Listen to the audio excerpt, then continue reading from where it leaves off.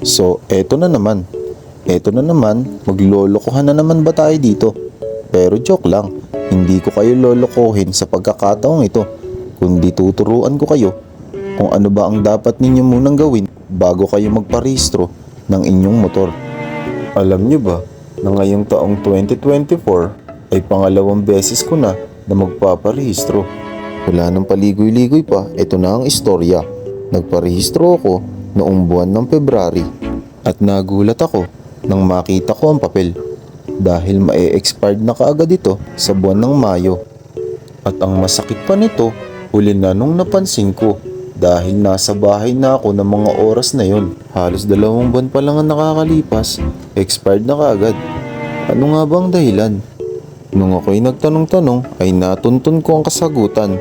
Ang dapat mo palang sundin dito ay ang huling numero sa iyong plate number.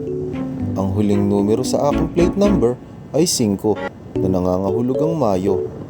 Kaya ang mali kong nagawa ay nagparehistro ako ng February masyado pang maaga.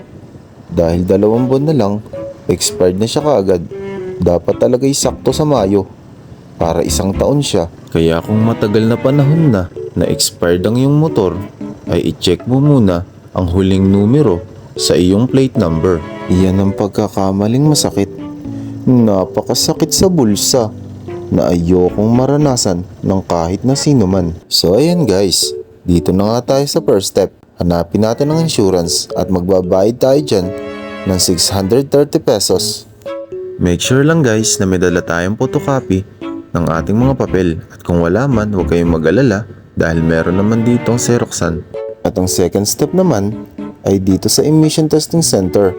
Magbabayad kayo sa halagang 300 pesos. At ang third step naman, pupunta ka sa stencil. Ito na ang pinaka-final step.